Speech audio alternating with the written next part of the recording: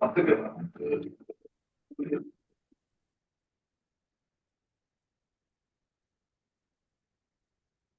Krishna, Hare Krishna, Hare Krishna, Krishna Krishna, Hare Hare, Hare Rama, Rama Rama, Hare Hare. So நம்ம இன்னைக்கு இந்த 15th chapter பார்க்க போறோம். Bhagavad Gita 15th chapter பார்க்க போறோம். ஓகே, ஸோ நம்ம ப்ரேயர்ஸோட இன்னைக்கு செஷன் ஆரம்பிக்கலாம். ஓம் நமோ பகவதே வாசுதேவாய, ஓம் நமோ பகவதே வாசுதேவாய, ஓம் நமோ பகவதே வாசுதேவாய. ஓம் அஜ்ஞானத்திமிராந்தஸ்ய ஞானாஞ்சனசலாக்கய चक्षुर्मिलितं येन तस्मै श्रीगुरुवे नमः। श्रीचैतन्यमनोभीष्टं स्थापितं येन भूतले स्वयं रूपकथा मह्यं ददाति स्वपदान्तिकं। हे कृष्णकरुणा सिन्धु दीनबन्धो जगत्पते गोपेश गोपिका कान्त राधा कान्त नमस्तुते। तप्तकाञ्चन गौराङ्गी राधे वृन्दावनेश्वरी वृषभानुसुते देवी प्रणमामि हरिप्रिये। वाञ्छाकल्पतरुभ्यश्च कृपा सिन्धुभ्य एव च पतितानां पावनेभ्यो वैष्णवेभ्यो नमो नमः। नमः ॐ विष्णुपदाय कृष्णप्रस्थाय भूतले श्रीमते भक्तिवेदान्त स्वामी इति नामिनि। नमस्ते सरस्वती देवी गौरवाणी प्रचारिणी निर्विशेष शून्यवादी पाश्चात्य देशतारिणी। श्री कृष्ण चैतन्य प्रभु नित्यानंदा श्री अद्वैत गदाधर श्रीवासादि गौरभक्तवृंदा। हरे कृष्णा कृष्ण कृष्णा हरे हरे, हरे राम राम राम हरे हरे, हरे कृष्णा कृष्ण कृष्णा हरे हरे, हरे राम राम राम हरे हरे, हरे कृष्णा कृष्ण कृष्णा हरे हरे, हरे राम राम राम हरे हरे. எல்லாருக்கும் வணக்கங்க. ஸோ நம்ம 15th சாப்டர் பார்க்கலாம் இன்னைக்கு. ஸோ 15th சாப்டர் வந்து புருஷோத்தம யோகா அப்படின்னு சொல்லுவோம். புருஷோத்தமர்னா ஹரே என்ன? கிருஷ்ணா பிரபுஜி வாழ்க வளமுடன். வாழ்க வளமுடன். ஹரே கிருஷ்ணா பிரபுஜி வாழ்க வளமுடன். ஹரே கிருஷ்ணா ஹரே கிருஷ்ணா. புருஷோத்தமர் அப்படின்னா என்ன? மனசுல என்ன தோணும்? புருஷோத்தமர் அப்படின்னா என்ன? உத்தமமான புருஷர். அவரு கடவுள் தான், வேற யாரும் இல்ல. முழுமுதற் கடவுள் தான் புருஷோத்தமர் பிரபுஜி. முழுமுதற் கடவுள் தான் புருஷோத்தமர். புருஷர்களே உத்தமர் இல்லையா? ஸோ இந்த பிரபஞ்சம் மட்டும் இல்லை, எல்லா பிரபஞ்சங்களிலும் வந்து உத்தம புருஷர் யாரு? பகவான். அவர் தான் சுப்ரீம் என்ஜாயர் அப்படின்னு சொல்லுவோம். புருஷர் அப்படின்னா என்ஜாயர் இல்லையா? ஸோ உத்தமர் எல்லாவரையும் எல்லா இந்த உலகத்துல அவர் தான் வந்து ரொம்ப உத்தம நிலையில் உள்ளவர்.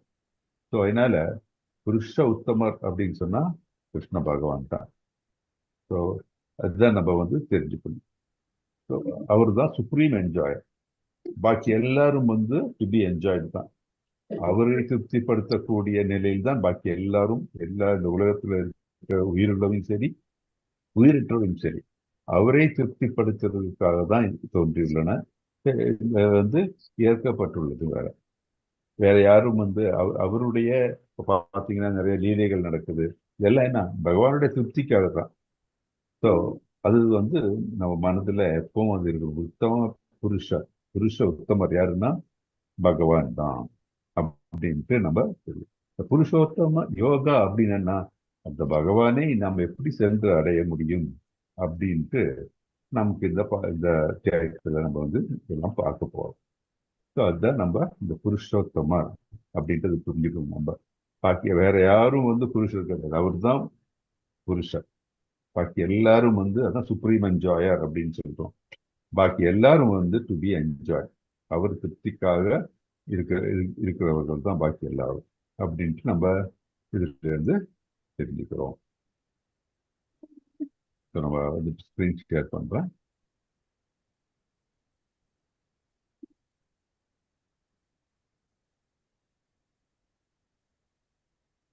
ஸோ இந்த 15வது அத்தியாயத்தோட கண்ணோட்டம் அப்படின்னு பார்க்கும்போது எனக்கு என்ன தெரியுது அப்படின்னா, தட் இஸ் நமக்கு வீட்டுக்கு போகணுமா இல்லை விடுதியில தங்க பிடிக்குமா நமக்கு, அது ஒரு கேள்வி. நீங்க சொல்லுங்க, வீட்டுல தங்க பிடிக்குமா விடுதியில போய் தங்கணுமா? வீட்டுல தான் தங்கணும் வீட்டுல தான் தங்கணும். பிரபுஜி. ஏன் வீட்டுல தங்கணும்? விடுதியில தங்கலாமா? ஏன் வீட்டுல தங்கணும்? விடுதிங்கிறது டெம்பரரி. ஆக்சுவலி வீடு தான் நம்ம பர்மனன்ட். வீடு சுதந்திரமா இருக்கும், சுதந்திரமா இருக்கும் வீட்டுல, இல்லையா? அதெல்லாம் டெம்பரரி. வீடு இல்லாதவங்க அங்க தங்கலாம். வீடு இல்லாதவங்க அங்க தங்கலாம், அவ்வளவுதான். வீடு தான். விடுதியில எவ்வளவு நாள் தங்க முடியும்? இல்ல, வீடு இல்லாதவருக்கு வீடு இல்லை, அவ்வளவுதான். தவிர விடுதியில போய் தங்கணும் நாள் 365 நாள் வந்து அவன் வாழ்க்கை எவ்வளவு நாள் வாழறானோ எல்லா நாளும் விடுதியில தங்க முடியுமா? அது வந்து அசாத்தியமான காரியம், இல்லையா? ஸோ அந்த மாதிரி தங்குறவங்க பார்த்தீங்கன்னா அவங்களுக்கு வந்து என்னது உண்மையான நிலையை புரியாதவர்கள். நான் வந்து விடுதியிலே தங்கிக்கிறேன், வீடே எனக்கு வேணாம் அப்படின்னு நினைச்சிட்டு விடுதியிலே தங்க நினைக்கிறவங்க பார்த்தீங்கன்னா அது வந்து அசாத்தியமான நிலை. அதை வந்து உயர்ந்த நிலை கிடையாது, இல்லையா? ஏன்னா இந்த விடுதி வந்து சில டைம்ல வந்து யாராச்சும் விடுதிக்கு கேடு வந்திருக்கலாம். சிலவங்க வந்து இந்த விடுதியை வித்துட்டு வேற யாருக்காச்சும் கொடுத்துருக்கு, அந்த விடுதியை வந்து டெஸ்ட்ராய் ஆக்கலாம், தெரியாது நமக்கு.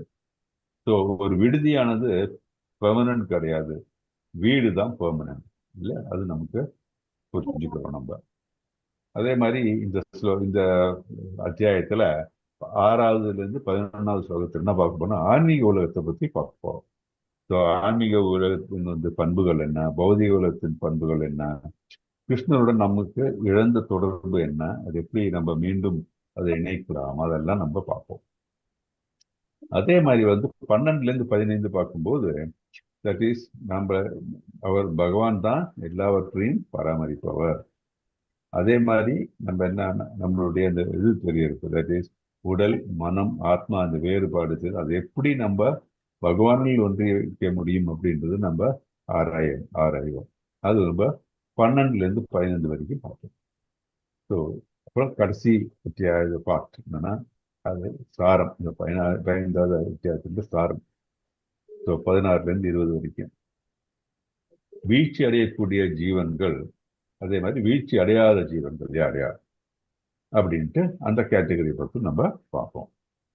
ஓகே, இதுதான் நம்ம 15வது அத்தியாயத்தினுடைய கண்ணோட்டம். ஸோ வீடா விடுதியா 1-5, ஆன்மீக உலகம் 6-11, பராமரிப்பவர் பகவான் 12-15, இதோட சாரம் வந்து 16-20. இதுதான் நம்ம வந்து பார்க்க போறோம். ஓகே, இல்லையா? இந்த வீடு விடுதி, இல்லையா? வீடு எவ்வளோ வந்து அட்ராக்டிவா இருக்கு, இல்லையா? வீடு பெர்மனன்ட், நம்ம சுதந்திரமா இருப்போம், அதுதான் நம்மளோட இடம் அப்படின்னு தெரியும். விடுதி வந்து டைம் பாஸ் தான், இல்லையா? அது நம்ம கிளியரா நமக்கு தெரிகிறது. ஓகே, 1வது இது யார் வாசிக்கிறீங்க? பாக்கியலட்சுமி மாதாஜி நீங்க வாசிக்கிறீங்களா? அடுத்தது பாமினி மாதாஜி. ரெடியா இருக்கீங்க? ஹரே கிருஷ்ண மாதாஜி. ஹரே கிருஷ்ணா மாதாஜி. ஹரே கிருஷ்ணா. கேக்குதா மாதாஜி? கேக்குது மாதாஜி, படிங்க மாதாஜி. புருஷோத்தம யோகம். ஸ்ரீ பகவான் வாச்ச ஊர்வமூலம் அதக சாகம் அஸ்வத்தம் பிராகுரவ்யயம் சந்தாம் ஸ்ரீயஸ்ய பர்ணானி யஸ்தம் வேத ச வேத வேத. ஹரே கிருஷ்ணா பிரபுஜி. ஹரே கிருஷ்ண மாதாஜி. மாதாஜி கீழே உள்ளதும் படிச்சிருங்க. புருஷோத்தமரான முழுமுதற் கடவுள். எனக்கு அது சில இது வரல மாதாஜி.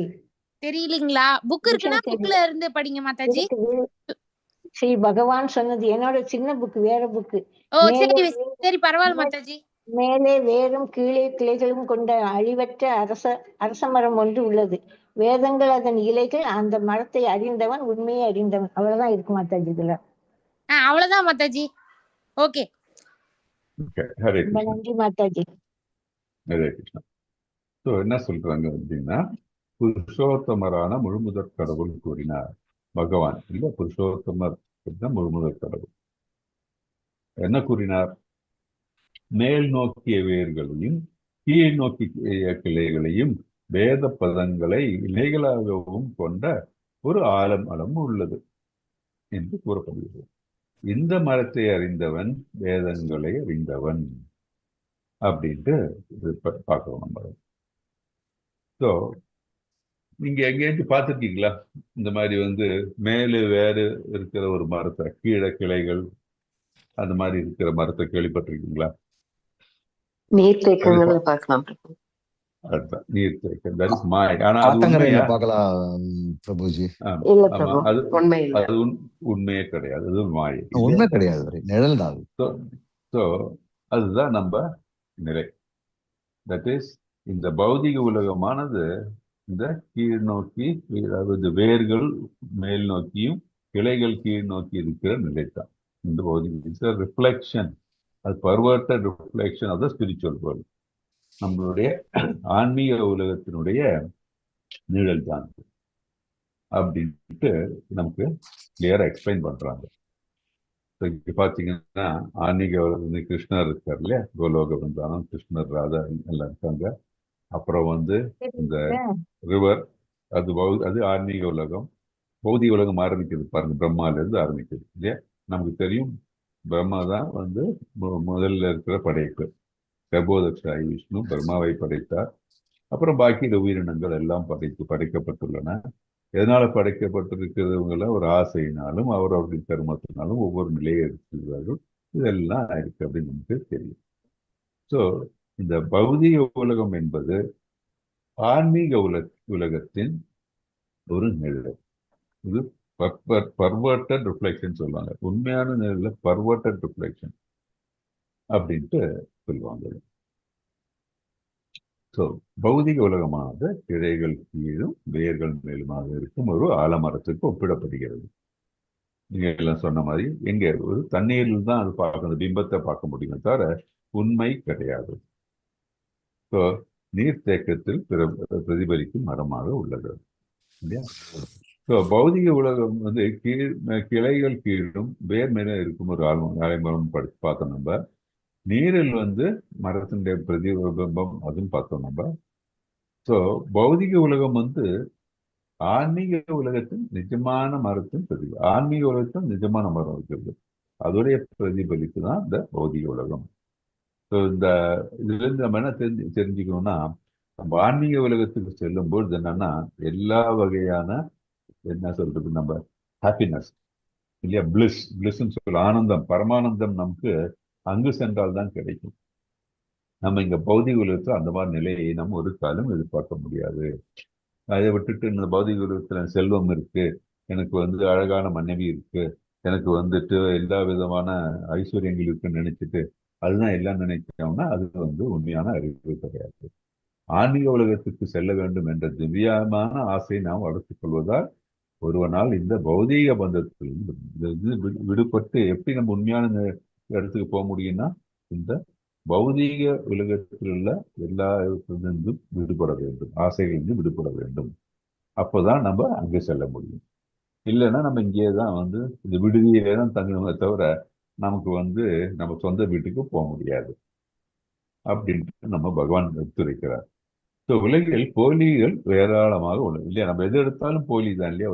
ஏதாச்சும் ஒரு வாங்க போனோம்னா அது ஒரு உண்மையான பிராண்டோடைய டூப்ளிகேட்டா இருக்கும் இல்லையா. எல்லாம் டூப்ளிகேட் இந்த காலத்துல. மருந்து வாங்க போனா அதுவும் டூப்ளிகேட். அன்னைக்கு சொல்லிட்டு இருந்தாங்க இந்த மாதிரி இந்த கவர்மெண்ட்ல எல்லாம் நிறைய இதெல்லாம் இருக்கு, மெடிக்கல் ஷாப், அதுல வாங்கினா சீப்பா இருக்குமா, அதெல்லாம் நல்லதானா. டாக்டர்ஸ் என்ன சொல்றாங்க, அதுல வர சில மருந்துகள் எல்லாம் போலி மருந்து அப்படின்றாங்க. அப்படின்னா எப்படி இது போலி மருந்துன்னா, சப்போஸ் இந்த மருந்துல அவங்க இந்த இன்கிரீடியன்ஸ் இந்த பெர்சன்டேஜ்ல இருக்கணும், இந்த பெர்சன்டேஜ் இருக்கணும் அப்படின்னு நினைப்பாங்க. ஆனா அது இப்படி இருக்காது. வெறும் அந்த பேஸ் தான் இருக்குமே தவிர அந்த மருந்தோடைய தன்மையே இருக்காது அப்படின்றாங்க. அதை நம்ம எல்லாரும் சீப்பா இருக்குன்னு சொல்லி வாங்கிட்டு போய் மருந்து சாப்பிட்டோம்னா அது ஒன்றும் நடக்காது. நம்மளுடைய இது ஒன்றும் குணமாக மாட்டோம். நம்ம எது எடுத்தாலும் சரி இல்ல இந்த எக்ஸாம்பிள் சொல்றாங்க, ரீபாக் ஷூஸ். இங்க அது வேற பேர்லாம் மாத்தி ஸ்பெல்லிங் மாத்தி எல்லாம் போடுறாங்க. அதே மாதிரி எவ்வளவு போலியான வெப்சைட்ஸ் இருக்கு, எல்லாம் போலி தான். இப்போ நம்மளே இருக்கோம், நம்ம வந்து எப்படிப்பட்டவர்கள்னு நமக்கு நல்லாவே தெரியும். ஆனா வெளி உலகத்துக்கு நம்ம வந்து கொஞ்சம் ஜாடையா அப்படி இப்படி எல்லாம் காமிச்சிட்டு இருக்கோம். உண்மையான நிலையை வந்து நம்ம வெளி உலகத்துக்கு காமிக்கிறது இல்லை. அதுதான் இந்த ஃபேஸ்புக்கு இல்லை இன்ஸ்டாகிராம் இதுல என்ன அவங்கவுங்க எல்லாம் அங்க போய் இருக்கிற மாதிரி இங்க இருக்கிற மாதிரி காமிச்சுக்கிறாங்க. அந்த போட்டோ இந்த போட்டோ அங்க போனேன் இங்க போனேன் அப்படின்ட்டு. அது ஒரு மாயை இல்லையா? இப்ப கல்யாணங்கள்ல பாத்தீங்கன்னா இப்ப பொண்ணே டான்ஸ் ஆடிட்டு வருது, அவங்களுடைய மாமியார் அங்க வந்துட்டு ஃபேமிலி எல்லாம் டான்ஸ் ஆடிட்டு வரேன் கேட்டா நான் சினிமால வர மாதிரின்னு நினைக்கிறாங்க. எல்லாம் போலித்தரம், இதெல்லாம் உண்மையே கிடையாது. ஆனால் ஒரு பக்தனாக இருக்கும்போது நம்ம அசலை நாம் தேடுவோம். அதில் அசலில் நாம் ஒன்று விட பார்க்கிறோம் இல்லையா? அசலில் நாம் கலந்து விட வேண்டும். போலியில் நம்ம கலந்து விட்டால் அதெல்லாம் போலி வாழ்க்கை தான். ஸோ பிரதிபலிப்பு வந்து உண்மையானது இல்லை, ஆனால் உண்மை இருப்பதை சுட்டி காட்டுகிறது இல்லையா? இப்போ நம்ம ஒரு கண்ணாடியில் நம்ம பிம்பத்தை பார்க்கும்போது என்ன, அந்த கண்ணாடிக்குள்ளே நம்ம இருக்கோம், வெளியே இருக்கோம், நம்ம இருக்கோம் அப்படின்னு சுட்டி காமிக்கிறது அந்த பிம்பம் இல்லையா? அதே மாதிரி தான் பௌதிக உலகம் மற்றும் அதன் வேற்றுமைகளும் அனுபவம் உண்மையான ஆன்மீக உலகத்தில் இருப்பதை சுட்டிக்காட்டு. இங்க எல்லாம் வந்து இருக்கிற ஹாப்பினஸ்னா ஆன்மீக உலகத்துல வந்து மெனி டைம்ஸ் அந்த ஒரு இன்பம் இருக்கும். ஆனா இங்கே பார்க்கறது வந்து ஒன்லி ஜஸ்ட் அ ஃபிராக்ஷன் அப்படின்ட்டு சரி. அது எங்க நம்ம வேதங்கள்ல இருந்தும் குருக்களுடைய மொழிகள் இருந்தும் நமக்கு அது தெரிகிறது. எப்படி நாம் நம்மை பிரதிபலிப்பதிலிருந்து மீட்பது? நமக்கு உண்மையான பதவி என்ன, பகவான் சென்றடைவது, அந்த பதவியை தேடணுமே தவிர போலியான பதவி இருக்கக்கூடாது. இப்போ சொல்றாங்க இந்த படத்துல பாத்தீங்கன்னா நாயை கூப்பிட்டு ஒரு பெரிய ஆசனத்தில் உட்கார வச்சு அப்படி இருக்கும். அதோட குணம் என்ன, நாய் குணம் தான் இருக்கும். இன்னைக்கு ஒருத்தர் வந்து எங்க வீட்டுக்கு வந்தாங்க, வந்து ஒரு நாய் அடிய முடியெல்லாம் வச்சு அதை வந்து கிராப் எல்லாம் பண்ணி அழகா இருக்கு பார்க்கறதுக்கு. அந்த நாயோட விலை வந்து 25,000 ரூபாய். அப்புறம் அவங்க வந்து இங்க வெளியூர்ல இருந்து வந்திருக்காங்க, மகாராஷ்டிரல இருந்து. வரும்போது நாயை கூட்டிட்டு இல்லை, அவங்க கூட அவங்க பொண்ணை விட ரொம்ப இம்பார்ட்டன்ஸ் நாய்க்கு தான் கொடுத்துட்டு இருக்காங்க. ஸோ நம்ம எதை நம்ம இருக்கிற இந்த மனிதனை நம்ம வந்து பற்றுதலோடையும் இதுவும் பார்க்காம, அதே மாதிரி பகவானே எந்த மாதிரி பற்றுதல பார்க்காம அவங்க வந்து இந்த மாதிரி போலியான கௌரவத்துல இருக்காங்க. ஸோ பற்றுதல் மூலம் வந்து நாம் பற்றற்ற நிலைமை அடைய வேண்டும். எப்படி பகவானின் மீது பற்றுதல் இருக்குமே தவிர இந்த போலியான இந்த பௌதிகத்தில் பற்றுதல் இருக்கக்கூடாது. அதெல்லாம் பற்றற்ற தன்மை. இந்த போலியின் மீது நமக்கு பற்றற்ற தன்மையை தான் நம்ம வளர்த்துக்கணும். பௌதிக இயற்கை மீதான அதிகாரத்தன்மையை நாம் விடுதல் வேண்டும். இந்த பௌதிகத்தில் நமக்கு எதுக்கு அது என்னது, நான் அதுக்கு உரிமையாளன் அப்படின்னு எல்லாம் நினைச்சு நம்ம நடந்தோம்னா அது சரியே கிடையாது. ஏன்னா அந்த பற்றுதல் இருந்து வச்சு நம்ம இங்கேயே தான் நம்ம இருப்போம். அது நிலையானது இல்லை, உண்மையானதும் கிடையாது. அதனால நம்ம ஒரு வழியை தேர்ந்தெடுங்கள். என்ன வழி? ஒன்றும் இல்லை உங்க சொந்த வழி, இல்லை கடவுள் வழி. எதை தேர்ந்தெடுக்க போறோம் நம்ம எல்லாம்? சொந்த வழியா கடவுள் வழியா? கடவுள் வழி. ஏன்னா அவருக்கு தான் தெரியும், அவர் தான் நம்மள எல்லாருடைய தந்தை இல்லையா? நம்ம எல்லாம் வெறும் ஜீவாத்மாக்கள். உடம்பு நமக்கு டெம்பரரியா கிடைச்ச ஒரு டூல் தான். ஆனா நம்ம எங்க இருக்க வேண்டியவங்க? கடவுள் சன்னதியில் இருக்க வேண்டிய, கடவுளுக்கு சேவை செய்து அங்க இருக்க வேண்டியவங்க நம்ம. அதை விட்டுட்டு நம்ம இங்க வந்து ஒரு மாயையில் சிக்கிட்டு இருக்கோம் நம்ம அப்படின்னு தெரியும். அப்படி கடவுள் வழிக்கு செல்லும் போது நான் அதற்கு பின் அவர்கள் எப்பொழுதும் மகிழ்ச்சியாக வாழ்ந்தனர் அப்படின்னு சொல்லலாம். எப்பொழுது? பகவானிடம் செல்லும்போது. ஸோ இப்போ இருக்கிற இந்த பௌதிக நிலைமையில யாராச்சும் சொல்ல முடியுமா நான் எப்பவும் மகிழ்ச்சியாக வாழ ஆரம்பித்து விட்டேன் அப்படின்ட்டு? யாராலும் சொல்ல முடியாது. ஒன்றும் இல்லைன்னாலும் இந்த மெயின் இந்த பௌதிக உலகத்தில் இருக்கக்கூடிய 4 மிசரிஸ் யாருமே விடுபட முடியாது. ஜன்ம மருத்து ஜராவியாதி இல்லையா? Birth, death, old age and disease, இதுல இருந்து யாருமே விடுபட முடியாது. ஏன்னா இந்த உடல் ஜட உடல் அதற்கு அந்த இதுக்கு அடங்கிதான் இருக்க முடியுமா தவிர அதற்கு அப்பாற்பட்டு இருக்கிறது யாராலும் முடியாது. ஸோ நமக்கு ஆன்மீக உலகம் தான் நிரந்தர தீர்வு அப்படின்னு புரிஞ்சுக்கணும் நம்ம. ஓகே, 15.2 வாசிங்க. பாமினி மாதாஜி படிக்கிறீங்களா மாதாஜி? பாமினி மாதாஜி படிக்கிறேன் மாதாஜி. ஹரே கிருஷ்ண பிரபுஜி. அதஷ் சோதம் பிரஸ்ருதஸ் தஸ்ய சாகா குணப்பிரவர்த்தா விஷய பிரவலாக அதஷ்ட மூலானி அனுசந்தானி கர்மானுபந்தினி மனுஷ்ய லோகே. இம்மரத்தின் கிளைகள் ஜட இயற்கையின் முக்குணங்களால் வளர்க்கப்பட்டு மேல் நோக்கியும் கீழ் நோக்கியும் விரிகின்றன. உபக்கிளைகள் புலனின்ப விஷயங்களாகும். இம்மரத்தில் உள்ள கீழ் நோக்கி செல்லும் வேர்கள்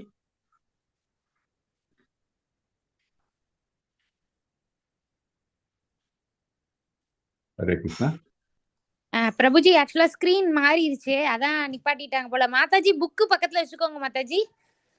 சரி. இப்ப பிரபுஜி போட்டுட்டாங்க, பாத்து படிங்க மாதாஜி. மேல் நோக்கியும் கீழ் நோக்கியும் விரிகின்றன. உபக்கிளைகள் புலனின்ப விஷயங்களாகும். இம்மரத்தில் உள்ள கீழ் நோக்கி செல்லும் வேர்கள் பல நோக்கு செயல்களால் பந்தப்படுத்தப்பட்டுள்ளன. ஹரே கிருஷ்ணா பிரபுஜி. ஹரே கிருஷ்ணா. தேங்க்யூ. ஸோ என்ன சொல்றோம், இந்த மரத்தின் கிளைகள் ஜட இயற்கையின் முக்குணங்களால் வளர்க்கப்பட்டு மேல் நோக்கியும் கீழ் நோக்கியும் விரிகின்றன.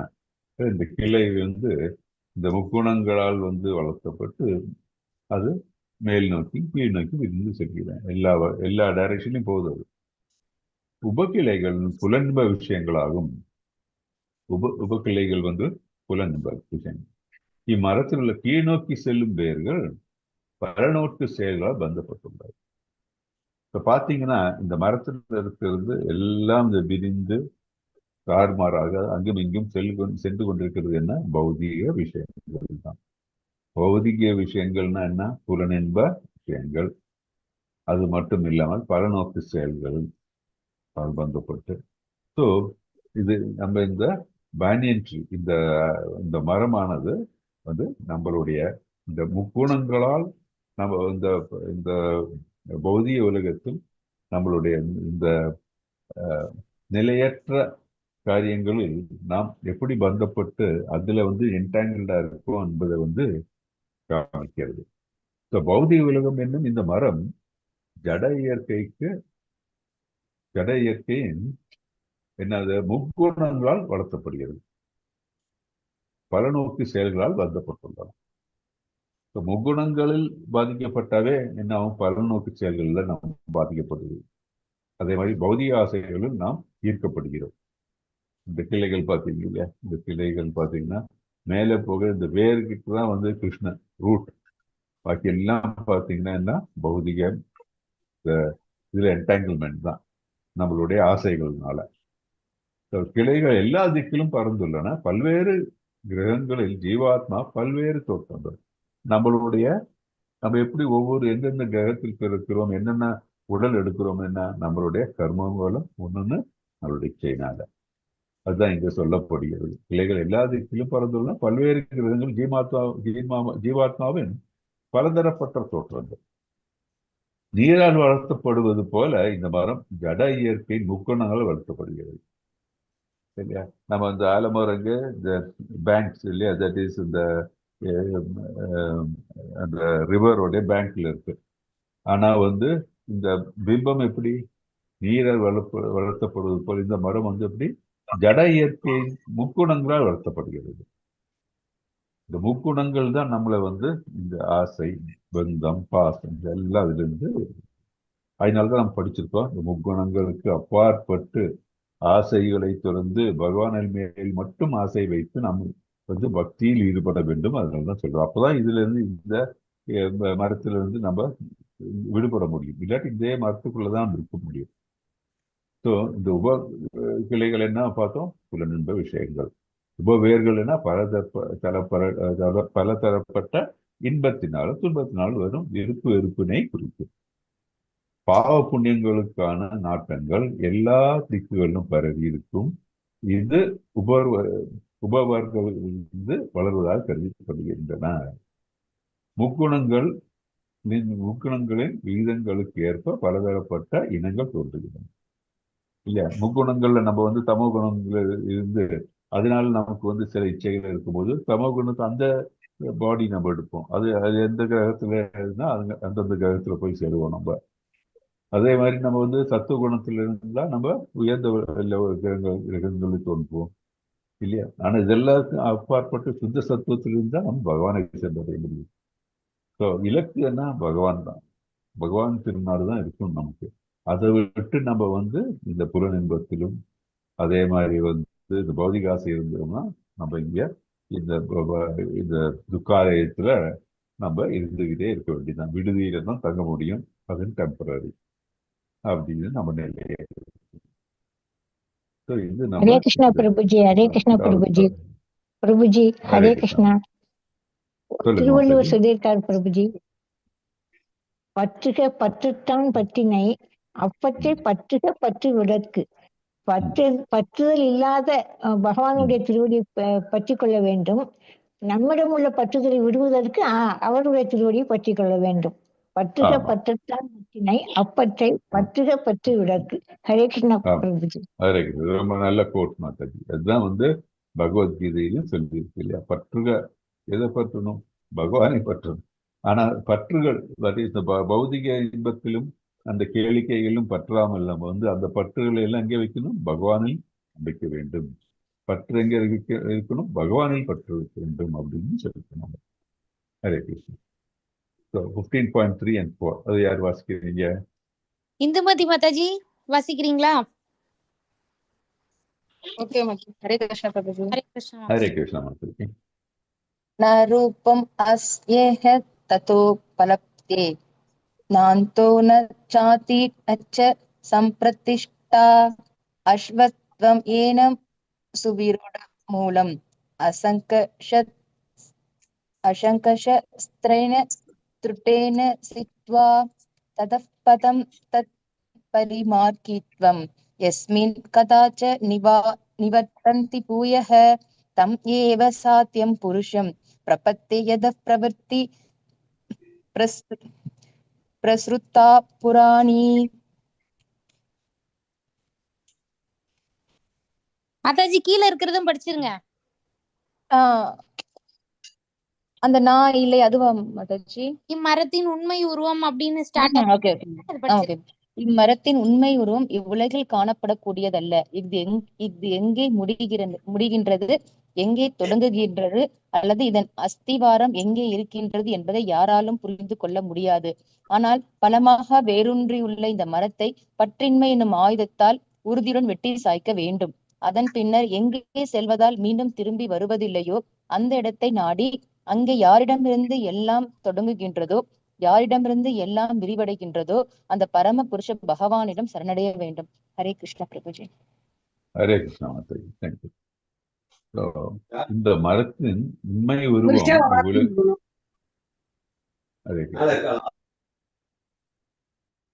இந்த மரத்தின் உண்மையான உருவத்தை வந்து யாரும் பார்க்க முடியாது இல்லையா? இந்த உலகில் காணப்படக்கூடியதல்ல. இந்த உலகத்தில் இந்த மாதிரியான உருவத்தை உலகில் பார்க்க முடியாது. ஏன்னா ஜஸ்ட் ஒரு பிரதிபிம்பம் தான், இது யாரும் பார்க்க முடியாது.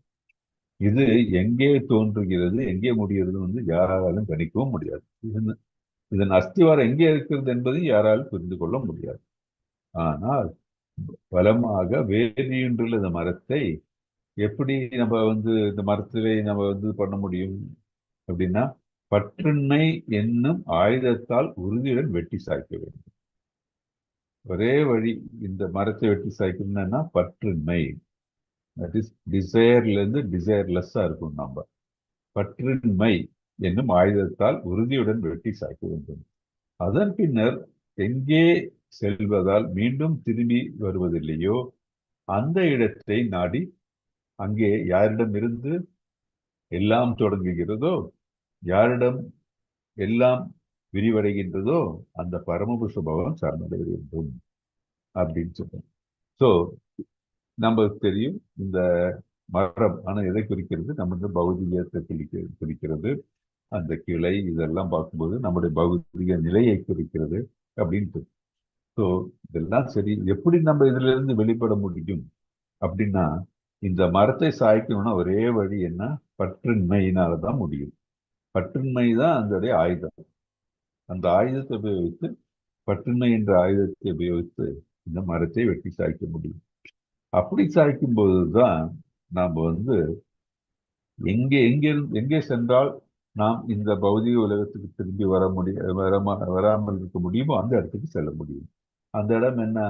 ஆன்மீக உலகம் இது கோலோக பிருந்தாவனம் வைகுண்டத்துக்கு செல்வதற்கு அதுதான் வழி. இல்லை என்றால் இந்த மரத்தினுடைய கிளைகள் நம்ம பிடிபட்டு அதுல நம்ம என்டாங்கிள்மெண்ட் சொல்லுவோம்ல, அதுல நம்ம சிக்கி கொண்டுதான் இருக்க முடியும். இந்த சிக்கிறதுல விட்டு வெளியே போகணும்னா என்ன ஒரே வழி, தட் இஸ் மரத்தை சாய்த்து நம்ம இந்த பகவானுடைய திருநாட்டுக்கு செல்ல வேண்டும். அப்பதான் நம்ம இங்க திரும்பி வராம இருக்க போறோம். ஸோ அதான் இங்க சொல்றாங்க அழகா, இதை நாடி அங்கே யாரிடமிருந்து எல்லாம் தொடங்குகின்றதோ, யாரிடமிருந்து எல்லாம் விரிவடைகின்றதோ அந்த பரமபுருஷ பகவானிடம் சரணடைய வேண்டும். யாரிடமிருந்து எல்லாம் தொடங்குகிறது, யாரிடமிருந்து எல்லாம் விரிவடைகிறதுன்னு பார்த்தா இங்கே லோகத்திலே இதிலே டீட்டெயில் கொடுத்தார். யாரு? பரமபுருஷ பகவான். அவரிடம் தான் எல்லாம் தொடங்குகிறது. ஸோ அவரை சென்று அவரை சென்று அடைய வேண்டும் என்றால் என்ன பண்ணணும்? அவரில் சரணடைய வேண்டும். ஸோ பற்றினை யார் மேலே வைக்க வேண்டும்? பகவானின் மீது பற்று வைக்க வேண்டும். ஸோ ஆசை பற்றின்மை நாம் கடைபிடிக்க வேண்டும்.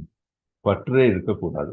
பௌதிகத்தில் பற்று இல்லாமல் நம்ம பகவானில் பற்று கொண்டால் பகவானின் திருநாட்டுக்கு செல்ல முடியும் அப்படின்ட்டு நம்ம தெரிஞ்சுக்கிறோம். இதுதான் நிஜமான, இங்க சொல்றாங்க இல்ல, இது நிஜமான மரமா? இல்லை இல்லையா? இது ஒரு நிஜமான மரத்தின் பிரதிபம்.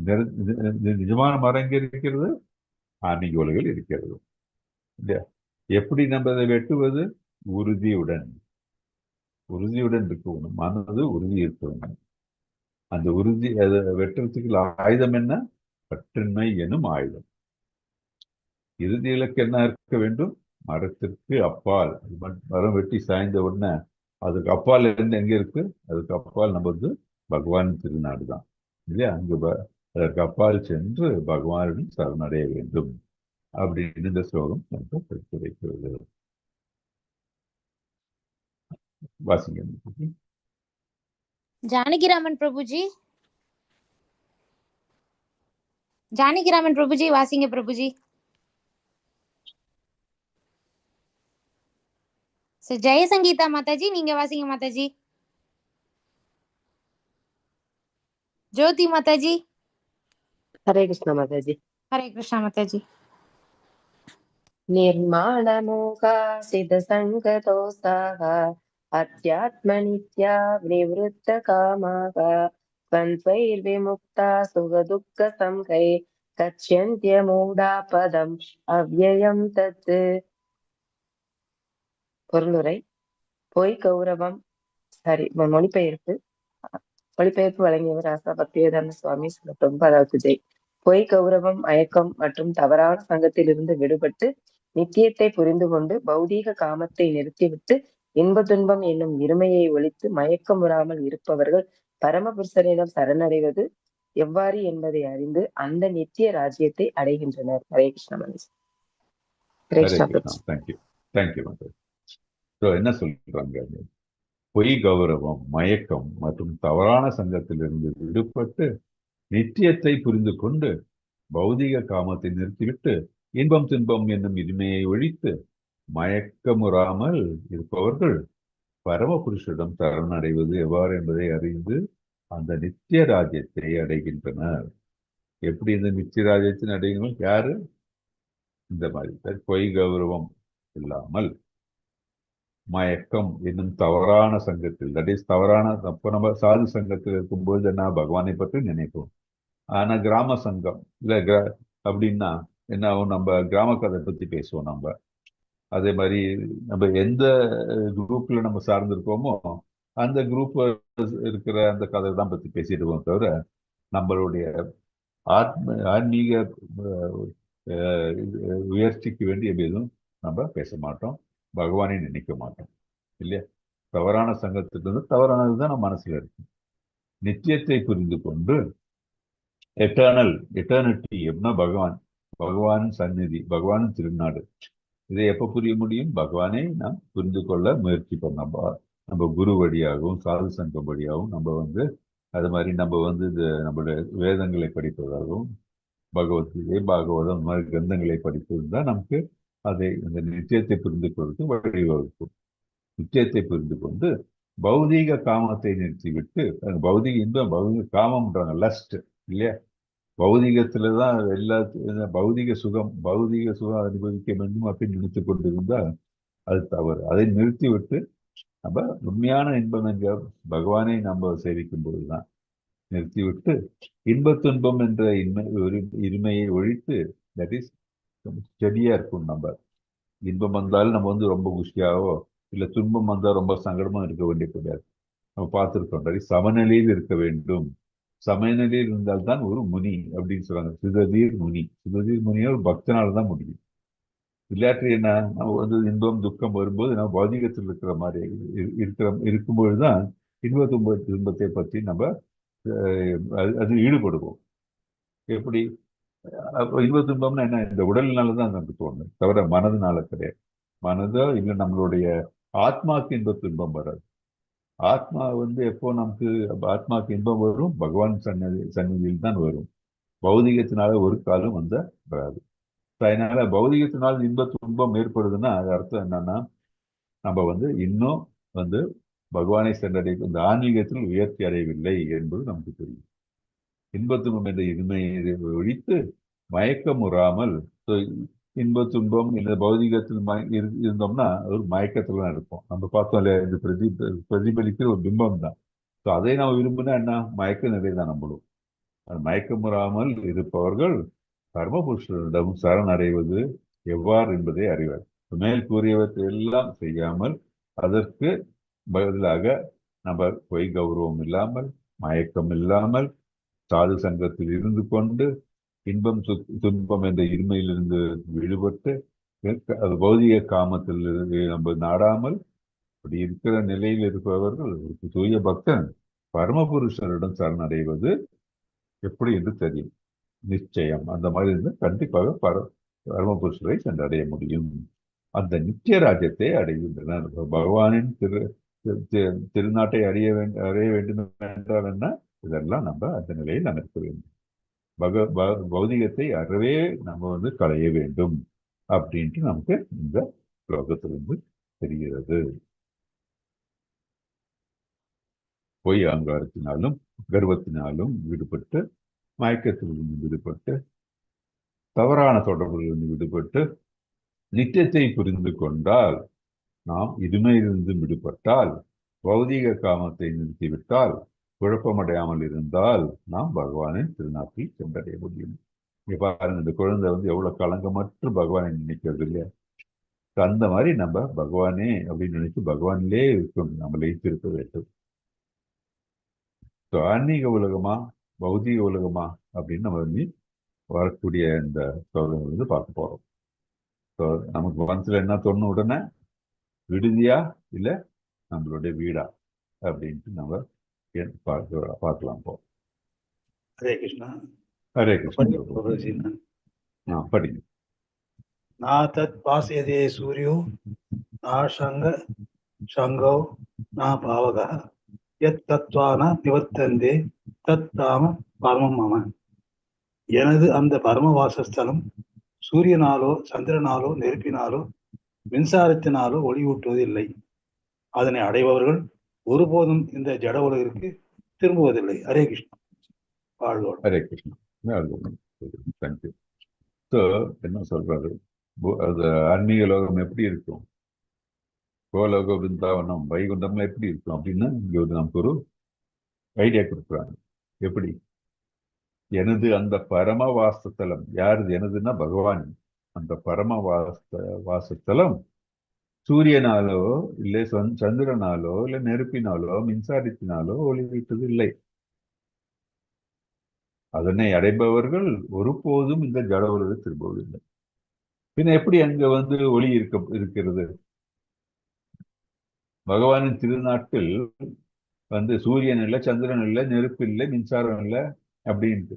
அதனால இதுகெல்லாம் இந்த என்ன சொல்றது, பிரபஞ்சத்தில் நாம் பார்க்கக்கூடிய இந்த சக்திகள் எல்லாம அங்க என்ன இருக்கிறது, ஆனா ஒளி இருக்குன்னு ஒளி விட்டுறது இல்லை அப்படின்றாரு. அப்படி அர்த்தம்னா இதெல்லாம் ஒளி விட்டுறது இல்லை, வேற ஏதோ ஒளி தெரிகிறது. என்ன அது?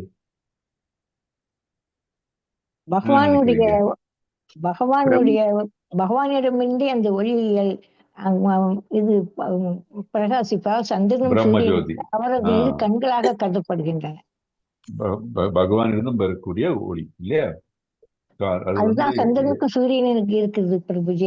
அது பிரபஞ்சத்தை பிரகாசப்படுத்துது. அதனால அது ரெண்டும் அவருடைய கண்கள் பகவானுடைய அந்த கண்கள். கோலோகத்தில் ஒளி எப்படின்னா பகவானில் இருந்து தோன்றிய ஒளி, அவர் உடலில் இருந்து தோன்றுகின்ற ஒளி. வேற இந்த என்ன சொல்றது பௌதிக ஆப்ஜெக்ட்ஸே தேவையில்லை. இந்த கோலோகத்துல சந்திரன் சூரியன் எதுவுமே இல்லை. இதெல்லாம் எங்க இருக்கு? பௌதிக உலகத்துலதான் இருக்கு. கோலோகத்துல இதெல்லாம் கிடையாது. பூலோகத்துலதான் இதெல்லாம். பூலோகம் இந்த 14 பிளானட் இருக்கு. இந்த பிரபஞ்சத்துலதான் சூரியன் சந்திரன் இதெல்லாம் ஒரு ஆப்ஜெக்ட்ஸ். இந்த கோலோகத்துல இந்த ஆப்ஜெக்ட்ஸ் எல்லாம் பகவானிலிருந்து ஒளிகிறது. அந்த ஒளி எங்க? பகவானிலிருந்து வருகிறது. அதனால அதுக்கு செப்பரேட்டா ஒரு இது தேவை கிடையாது. எக்யூப்மெண்ட்டோ இல்ல ஒரு இது தேவையில்லை. ஓகே. ஆன்மீக உலகத்தில் நமக்கு தெரியுது பிரம்மஜோதியிலிருந்து ஆரம்பிக்கிறது இல்லையா? பிரம்மஜோதி இல்லையா? பிரம்மஜோதி என்ன சூரியன் சந்திரன் தான் வருது? இல்ல, பகவானிலிருந்து வருகிறது. அதுதான் பகவானுடைய ஒரு நிலை சொல்றோம் இல்லையா? பிரம்மன் நிலை பிரம்மஜோதி நிலை. அந்த மாதிரி நித்தியமா இருக்கும். அது நம்ம இப்ப சாயந்தரம் காலையில பார்க்கிறோம் நம்ம இங்க. அது எப்படி? அது சூரியனை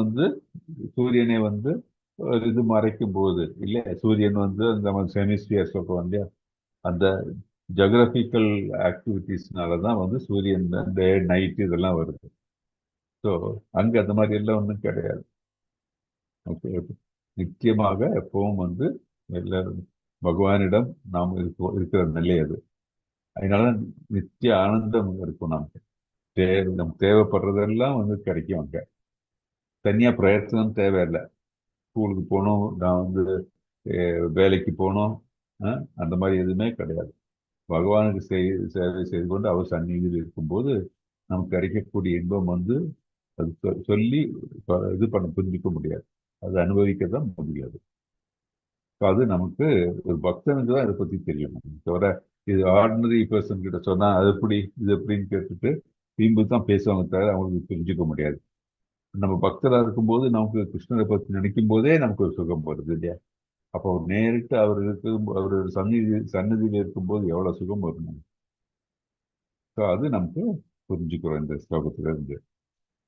அதனால இந்த பௌதிக நிலையை விட்டு நம்ம ஆன்மீக உலகத்துக்கு சென்று விட்டாலே நமக்கு இந்த பிணைப்பிலிருந்தெல்லாம் இருந்து விடுபட்டு அந்த நித்திய ஆனந்தத்தில் நாம் இருக்கக்கூடிய நிலை நமக்கு கிடைக்கிறது.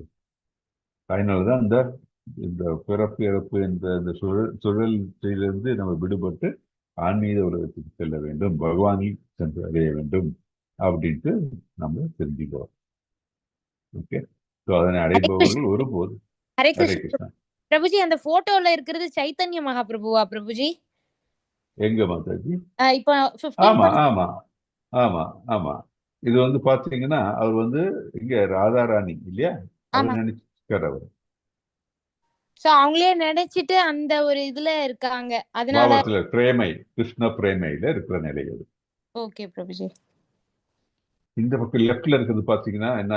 கோலோக பிருந்தாவனம். அந்த இது இருக்குல்ல, பூ இருக்குல்ல, லோட்டஸ் நடுவில் இருக்கிறது கோலோக பிருந்தாவனம். ராதாராணி கிருஷ்ணர் அங்கதான் இருக்காரு. இங்க பாத்தீங்கன்னா கார்ணவ விஷ்ணு அண்டங்களை உருவாக்குறாரு. அப்புறம் அந்த அண்டங்கள் உருவாகின்றன. கர்ப்போதக்ஷாயிலிருந்து உயிரினங்கள் வருகின்றன இல்லையா? அது இங்க பாத்தீங்கன்னா இந்த படம் இருக்கு இல்லையா? அது பக்கத்துல பாத்தீங்கன்னா இந்த சூரிய சந்திர கிரகங்கள் எல்லாம் இதெல்லாம் பூலோகத்துல தான், இந்த பிரபஞ்சத்துல தான் இருக்குது. அண்டங்களுக்குள்ளதான் அதெல்லாம் இருக்கு. இந்த ரைட்ல இருக்கிறது தெய்வீக நிலை. அந்த ஆன்மீக உலகத்துல அதெல்லாம் ஒன்றும் கிடையாது. இந்த பகவானுடைய பிரம்மஜோதி தான் எல்லாம் அப்படின்ட்டு நம்ம பார்க்கலாம். ஹரே கிருஷ்ணன். பாருங்க எவ்வளவு பியூட்டிஃபுல்லா இருக்குல்ல, எப்பவும் ராசலீலையில எவ்வளவு அழகா இருக்கு. சூரிய ஒளி மற்றும் மின்சாரத்துக்கு ஏன் அவசியம் இல்லை? ஆன்மீக வானில் உள்ளது அனைத்து கிரகங்களும் சுயமாக பிரகாசிப்பவை. அந்த கிரகங்கள் பிரகாசமே பிரம்மஜோதி எனப்படும் பேருடையாகும். பரம வாசஸ்தலத்தில் தகவல் ஏன் தரப்படுகிறது? தகவலை கேட்டு ஒருவன் கவரப்பட வேண்டும். ஏன் நமக்கு இந்த மாதிரி தகவல் கிடைக்குது அப்படின்னா, நம்ம அதை கேட்டுட்டு பகவான் அந்த அந்த இடத்துக்கு செல்றதுக்கு நமக்கு அந்த ராசை வரணும். அந்த நிலை நித்திய உலகிற்கு தன்னை மாற்றிக்கொள்ளவும் உண்மையின் இந்த பொய்யான பின்பத்திலிருந்து தன்னை விடுவித்துக் கொள்ளவும் ஆர்வம் கொள்ள வேண்டும். அந்த அதுக்கு மாதிரி ஈடுபாடு ஆசை வரத்துக்கு தான் அந்த எக்ஸாம்பிள் அதை பத்தி சொல்றாங்க. கிருஷ்ண உணர்வு இதற்கு எப்படி உதவி அளிக்கும்? கிருஷ்ணர் மீது பற்றை வளர்த்துக் கொள்வதுடன் மூலமாக படிப்படியாக பௌதிக பற்றிலிருந்து விடுபட்டு நாம் ஆன்மீக பகவானில் பற்று கொள்ளும் போது பகவானுடன் திருநாட்டுக்கு செல்ல முடியும் அப்படின்னு தெரிகிறது. ஸோ இந்த சாது சங்கத்தில் இருக்கும்போது எல்லாரும் எவ்வளவு ஹாப்பியா இருக்காங்க, பகவான் நினைத்து கொண்டு எல்லாம் ஹாப்பியா இருக்காங்க இல்லையா? ஸோ நம்ம அதை விட்டு நம்ம எல்லாரும் பார்த்தீங்கன்னா இப்போ ரீசெண்டாக கிறிஸ்துமஸ் முடிஞ்சது, நியூ இயர் வரப்போகுது, எல்லாரும் ஆன்மீகத்தை மறந்துட்டு எல்லாரும் பௌதிகத்துல செலிப்ரேட் பண்ணும்போது அவர்கள் எங்க மீண்டும் ரஜோ தமோ குணத்துல தான் இருக்க முடியும், ஆன்மீக குணத்துக்கு போக முடியாது. அதை விட்டு அந்த நாட்கள் நம்ம எக்ஸ்ட்ரா சேன் பண்றது, பகவானை நினைத்து பகவான் கீர்த்தனைகள் நம்ம இருந்தோம்னா நம்ம உயர்ச்சி அடைவோம். அது ஆத்மாவுக்கு நல்லது செய்யறது. பாக்கி எல்லாம் நம்ம ஆத்மாவுக்கு தீங்கு செய்யற காரியங்களா இருக்கு.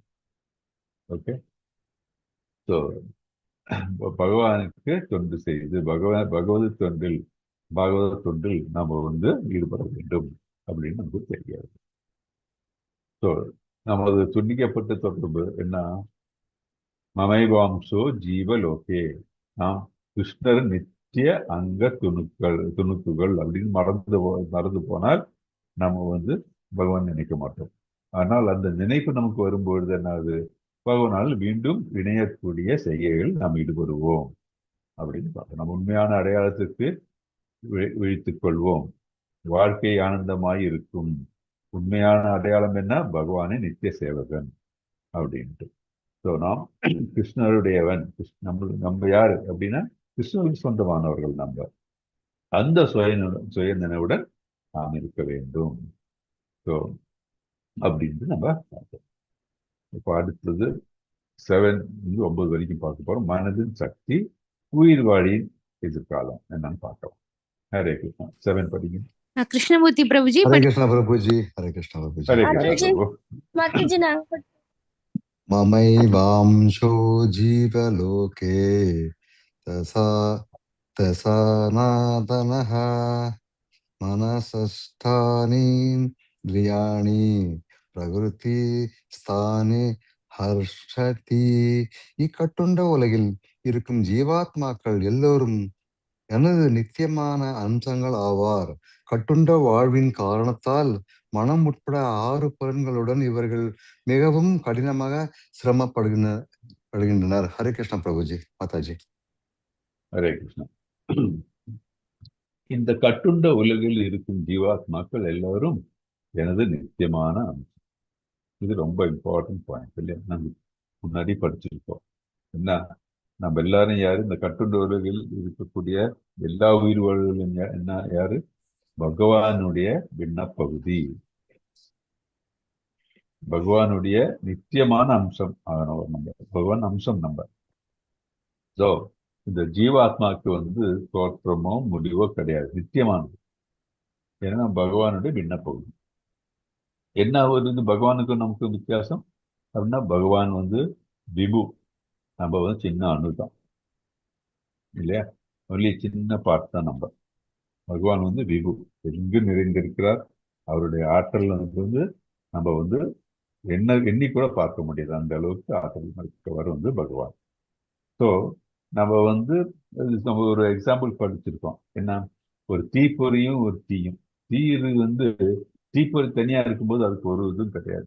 அதே இந்த தீப்பொறி தீப்பிழம்புக்குள்ள இருக்கும்போது அதோடைய வலிமையே ஜாஸ்தி. அதுதான் அதோடைய தீப்பொறி தீயினுள் தான் அதோடைய உண்மையான நிலை. அதே மாதிரி நம்ம இந்த ஜீவாத்மாக்களுக்கும் பகவானுடன் இருக்கும்போது தான் நம்மளுடைய உண்மையான நிலை வெளிப்படும். பாக்கி இருக்கும் பொழுதெல்லாம் அந்த நிலை கிடையாது. அதை மறந்து விட்டு நம்ம ஒவ்வொரு ஜீவாத்மாவும் இந்த பிரபஞ்சத்தில் தோன்ற பிறகு தானால்தான் எல்லாம் நடக்கிறது, என்னாலதான் இதெல்லாம் நடக்கிறது அப்படின்னு ஒருத்தர் நினைச்சோம்னா அது அறிவின்மை. அது வந்து பகவானை சென்று அடையக்கூடியதற்கு வழிக்கு தடங்கள் ஏற்படும். ஆன்மீகத்தில் இருக்கிறவங்களுக்கு தான் புரியும் நம்ம நித்திய சேவகர்கள் பகவானுடைய நித்திய சேவகர்கள். பகவானில் நாம் சென்றடைந்தால்தான் நமக்கு வந்து நித்திய ஆனந்தம் கிடைக்கும் அப்படின்னுடைய அந்த அறிவு வரும். அது இல்லைன்னா நம்ம பகவானுடைய நித்திய அம்சம் அப்படின்னு அவங்களுக்கு புரியாம இருந்தோம்னா நம்ம இந்த பௌதிகத்திலே ஈடுபட்டு நமக்கு வந்து இந்த பிறப்பிற்கு வந்து விடுதலையே கிடைக்காது. நமக்கு பார்த்ததுல இந்த என்டாங்கிள்மெண்ட், இந்த கிளைகளிலிருந்து நமக்கு விடுபட முடியாது. கிளைகளுக்குள்ளேயே நம்ம அடைப்பட்டு கிடைக்க வேண்டியதுதான். ஸோ கட்டுண்ட வாழ்வின் காரணத்தால் மனம் உட்பட 6 புலன்களுடன் இவர்கள் மிகவும் கடினமாக சிரமப்படுகின்றனர். ஸோ நம்ம இந்த பௌதிக உலகத்தில் பிறந்து விட்டோம், தோன்றிவிட்டோம். எதனால தோணும்? நம்மளுடைய இச்சையினாலே ஒன்று, இல்லைன்னா நம்ம கர்மபலத்தினாலே இது சேர்ந்து தோன்றிவிட்டோம். ஆனால் வந்து இதுல இருந்து விடுபட வேண்டும் என்றால் என்ன? நம்ம வந்து பற்றற்ற வாழ்க்கை இருக்கணும். பற்று எங்க இருக்கணும்? பகவானுடன் இருக்க வேண்டும். அது தெரிந்து அந்த மாதிரி பிரவர்த்தித்தால் நம்ம செல்லலாம். இல்லாவிட்டால் இந்த புலன்கள் வழியாக இந்த புலன் இன்பத்தில் ஈடுபட்டு இங்கேயே நம்ம அறிவிக்க வேண்டியதுதான். இது வந்து கிளியரா இந்த ஸ்லோகம் நமக்கு எடுத்திருக்கிறது. ஸோ அமைவாம்ச ஜீவா பகவானின் அம்சம் அப்படின்றாங்க. எல்லா ஜீவாத்மாக்களும் பகவானுடைய அம்சங்கள் அப்படின்ட்டு நம்ம பார்க்கிறோம். ஒரு உயிர் வாயின் அடையாளம் என்ன? பகவானுடைய சொரூப நிலை.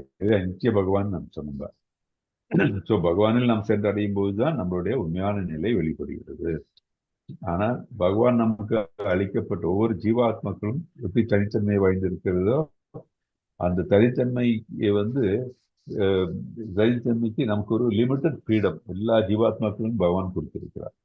அதை நம்ம புலனின்பதற்காக ஈடுபடாமல் பகவானை சென்று அடையறதுக்கு நம்ம வந்து அதை ஈடுபடுத்த வேண்டும். இந்த ஃப்ரீடத்தை அதை விட்டு ஆதிக்கம் செலுத்த நினைத்தாலோ இந்த புலனின்பத்தில் நாம் சிக்கி அதே புலனின்பத்திற்காக நம்ம வந்து செயல்பட்டாலோ நம்ம வந்து பகவானை சென்று அடையிறது நம்ம ரொம்ப கடினமான செயலாகிவிடும். அதுதான் தவறாக பயன்படுத்தி மனம் உட்பட 6 புலன்களுடன் பௌதிக உலகில் மிகவும் கடினமாக சிரமப்படுகின்றனர். இந்த 6 புலன்களையும் பகவானுடைய நினைப்பும் இல்லாமல் இருந்தால் என்னாகும்? இந்த பௌதிக உலகத்தில் சிரமப்பட வேண்டியதுதான் இல்லையா? இந்த உலகத்துல ஏதாச்சும் அடையணும்னா கூட சிரமப்பட்டு தான் கிடைக்கும் போது சிம்பிளா எதுவும் தரப்போறது கிடையாது. ஸோ பகவானை பற்று வைக்க வேண்டும், பகவானின் திருநாட்டுக்கு செல்ல வேண்டும். கிருஷ்ணர் நம்மை ஜீவாத்மாக்களை நித்தியமான பகுதிகள் அம்சங்கள் என்று கூறுகிறார். நாம் அவருடன் ஒன்றாக ஆகிவிட முயற்சி செய்யக்கூடாது. அது சாத்தியம் இல்லை. நம்ம வந்து அவரிடம் ஒன்றாக ஆகிவிட முயற்சி இல்லை. அவரிடம் நம்ம வந்து கோலோக விருந்தாவனத்துக்கு செல்ல வேண்டும். திருநாட்டுக்கு சென்று அவருக்கு நித்திய சேவைகளை செய்யணும். இந்த ஒன்றாக ஆகிறது யார்? இந்த மாயாவதீசன் நினைப்பாங்க. அது வந்து உயர்ந்த நிலையில் சிந்திப்பது கிடையாது.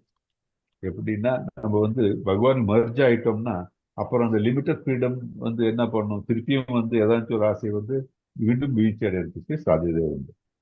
அது வந்து உன்னதமான ஒரு தாட் கிடையாது. நம்ம எங்க பகவான் நிலையை தான் நம்ம அடைய முற்பட வேண்டும். பகவான் நிலையை எப்போ அடைய முடியும்?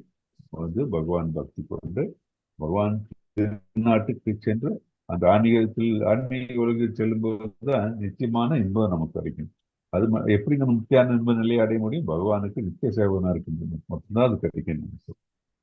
அது இல்லாம நம்ம வந்து இருக்கிற நிலை எல்லாம் நிரந்தரமானது கிடையாது.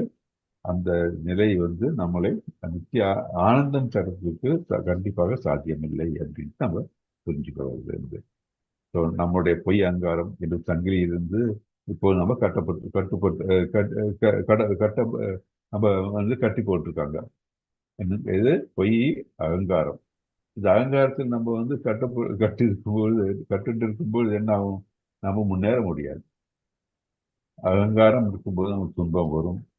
அதே மாதிரி லஸ்ட், அகங்காரம் இருக்கும்போது லஸ்ட் வரும், காமம் வரும். அந்த காமம் அது கிடைக்காம போகும்போது துன்பம் வரும். அப்படியே இந்த பௌதிக உலகத்தில் கட்டுப்பட்டு இருக்க வேண்டிய நிலை தான் நமக்கு. ஸோ அந்த அகங்காரம் என்ற சங்கிலியிலிருந்து விடுபட வேண்டும் என்றால் என்ன? பற்றே இருக்கக்கூடாது. பௌதிக இன்பத்தில் நாடி செல்லக்கூடாது நம்ம. அப்போ மனதினை வந்து எதில் நம்ம ஈடுபடுத்த வேண்டும்? கிருஷ்ணரில் ஈடுபடுத்த வேண்டும் அப்படின்ட்டு நம்ம எடுத்து வைக்கிறோம். எனது விதி, நான் எனது சுதந்திரத்தை எப்படி உபயோகிக்கிறேன் என்பது மட்டும்தான். தவறாக உபயோகித்தால் முக்குணங்களால் கட்டப்பட்டுள்ளேன். சரியாக உபயோகித்தால் விடுதலையாகி விடுவேன் இல்லையா? இந்த முக்குணங்கள் தான் நம்மளை ஆட்டி படைக்கிறது. அதுதான் நம்மளை வந்து ஒவ்வொரு ஆக்ஷனையும் எடுக்க வைக்கிறது இல்லையா? தமோ குணத்தில் நம்ம காரியங்கள் செய்ய தமோ குணத்தினுடைய பலனை தான் அனுபவிக்க முடியும். நமக்கு ஏன் சத்துவ குணத்தில் நம்ம வந்து இருந்தால் கூட போதாது இல்லையா? சுத்த சத்துவத்தில் நாம் எப்போதும் இருக்கின்ற வைத்திருக்க நாம் பிரயத்திக்க வேண்டும் என்று பார்ப்போம். இப்போ நம்ம 15.8 பார்க்கலாம். பிரபுஜி விஷ்ணு ஸ்ரீ படிக்கணும்னு கேட்டுக்கிட்டாமா பிரபுஜி? அவளை படிச்சுமா? விஷ்ணு ஸ்ரீ படி. விஷ்ணு ஸ்ரீ செல்லகுமார் பிரபுஜி. மாதாஜி படிமா. 15.8 படி.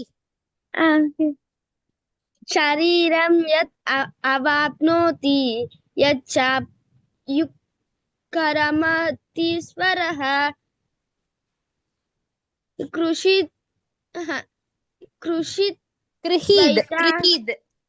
कृषिद्वैतानि संयाति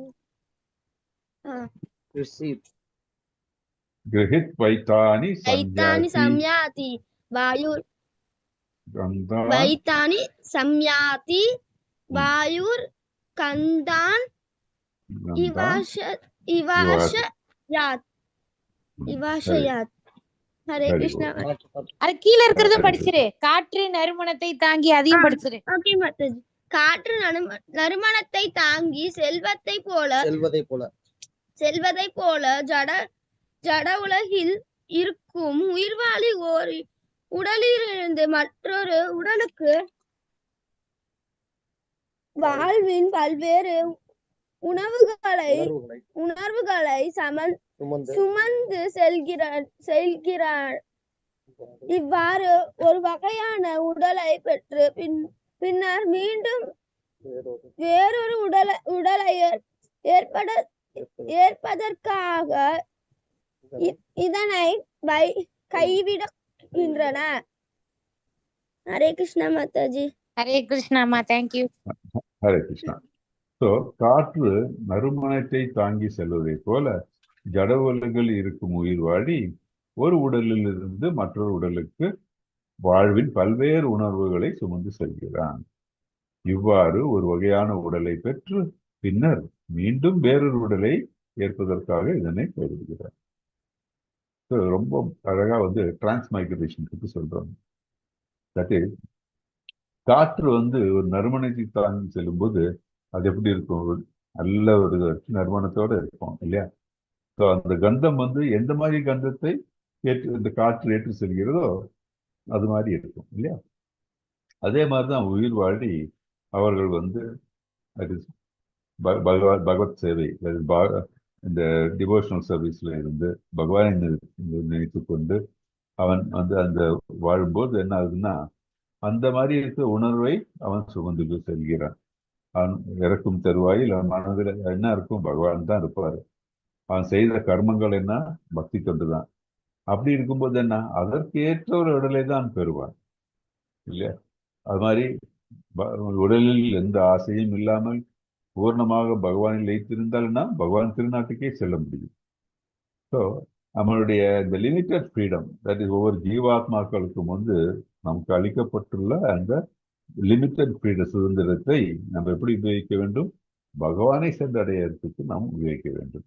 அதற்கு வேண்டிய செய்கைகள் நம்ம இந்த மனித உடல் கிடைக்கும்போது நம்ம என்ன செய்யணும்? தட் இஸ் பக்தி தொண்டில் இருக்க வேண்டும். ஸோ அந்த மாதிரி செய்யும்போது அந்த நல்ல உணர்வை சுமந்து சென்று அந்த நல்ல உணர்வு நம்ம செய்த நம்மளுடைய இந்த இச்சையின் பொருட்டும், அதே மாதிரி நம்மளுடைய அந்த நாம் செய்த கர்மத்தின் பொருட்டும் நமக்கு அந்த அத்தகைய உடலை நாம் பெறுவோம். இல்லை நம்ம வந்து வேற ஏதாச்சும் நம்மளுடைய மனதில் பௌதிக சிந்தைகள் இல்லை அதில் வந்து முக்குணங்களில் பிடிப்பட்டு நமக்கு வந்து தமசிக்கோ ரகசிக்கோ இந்த மாதிரி ஏதாச்சும் ஒரு நமக்கு ஒரு சிந்தை இருந்தால் அதற்கு ஏற்ற மாதிரி ஒரு உடலை நாம் பெறுவோம் அப்படின்ட்டு நம்ம இந்த ஸ்லோகத்திலிருந்து தெரிஞ்சுக்கிறோம் நம்ம. அதனால என்ன முக்கியம்? நம்ம மனது நல்ல சிந்தைகள், பகவானை பற்றிய சிந்தைகள் இருக்கும் பொழுது நம்ம அட்லீஸ்ட் ஒரு மனித உடலாச்சு அடுத்த ஜென்மத்தில் நமக்கு கிடைக்கும். ஆனால் நம்ம பகவானே மற்றும் நம் மனதில் நினைத்து கொண்டு வேற எதுவுமே நினைக்காமல் அவருக்கு அர்ப்பணித்தால் பகவானின் திருநாட்டுக்கு நாம் செல்ல முடியும் அப்படின்னு நமக்கு தெரியும். அது அந்த மறுபிறவி சக்கரம் சொல்றாங்க இல்லையா? அப்படியே பிறந்ததுக்கு அப்புறம் வளர்ந்து வயதாய் திரும்பி இறந்து போகிறார். அந்த சக்கரம் இருந்துகிட்டே இருக்கு. ஆனால் நம்மளுடைய மனது இந்த ரஜோ குணம் இல்லை தமோ குணம் இருந்தால் அதற்கு ஏற்ற மாதிரி ஒரு உடலை அடுத்த பிறவியில் நாம் இருப்போம் அப்படின்ட்டு ரொம்ப அழகா இந்த படம் நமக்கு எடுத்துக்காட்டுகிறது. ஸோ பௌதிக உலகில் மாற்றத்தை தவிர்க்கவே முடியாது. கண்டிப்பாக தோற்றம் இருக்கும், ஒரு முடிவு இருக்கும். இல்லை நம்ம மாற்றத்தினால் உயர்கிறோமோ இல்லை தாழ்கிறோமோ என்பது நம்மளுடைய கையில் தான் உள்ளது, நம்முடைய சிந்தனைகள் தான் இருக்கிறது அப்படின்னு நம்ம பார்க்கிறோம். ஸோ மரண நேரத்தில் அவன் உருவாக்கிய உணர்வு அவனை அடுத்த உடலுக்கு கொண்டு செல்கிறது. அந்த உணர்வு அவன் தன் வாழ்க்கையை முழுவதும் எப்படி வாழ்கிறான் என்பதை சார்ந்தே இருக்கிறது. அதனால் பொறுப்பாக நடந்து கொள்ளுங்கள். எதிர்காலம் இப்பொழுது வடிவமைக்கப்படுகிறது. நம்ம எப்படி வாழ்கிறோமோ அதை பொறுத்து தான் நம்முடைய எதிர்காலம் இருக்கப்படுது. அந்த கட்டுண்ட உலகில் இருக்கணுமா இல்லை பகவான் திருநாட்டுக்கு செல்லணுமா என்றது நம்ம ஒவ்வொருத்தருடைய கையில் தான் உள்ளது, நம்மளுடைய செயல்களில் தான் அது இருக்கிறது. ஓகே, கவிதா மாதாஜி நீங்க படிங்க. ஹரே கிருஷ்ணா பிரபுஜி. ஹரே கிருஷ்ணா மாதாஜி. ஸ்ரோத்ரம் ஸ்பர்ஷனம் ச ரசனம் கிராணம் ஏவச்ச அதிஷ்டாய மனச்சாயம் விஷயான் உபாஷவதே. இவ்வாறு வேறொரு ஸ்தூல உடலை பெறும் உயிர்வாளி மனதை மையமாக கொண்டுள்ள ஒரு குறிப்பிட்ட விதமான காது, கண், நாக்கு, மூக்கு, தொடு புலன் ஆகியவற்றை அடைகிறான். இதன் மூலம் குறிப்பிட்ட புலனின்ப விஷயங்களை அவன் அனுபவிக்கின்றான். ஹரே கிருஷ்ணா பிரபுஜி. ஹரே கிருஷ்ணா. இவ்வாறு வேறொரு ஸ்தூல உடலை பெறும் உயிர்வாழி மனதை மையமாக கொண்டுள்ள ஒரு குறிப்பிட்ட விதமான காது, கண், நாக்கு, மூக்கு, தொடு புலன் ஆகியவற்றை அடைகிறான்.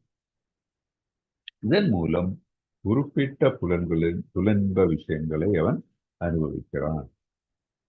என்ன சொல்றாங்க இங்க அப்படின்னா, போன ஸ்லோகத்துல பார்த்தோம் இல்லையா, நம்ம என்ன நினைக்கிறோமோ, நம்ம என்ன செயல் செய்கிறோமோ அதற்கு ஏற்ப நமக்கு ஒரு உடல் கிடைக்கிறது.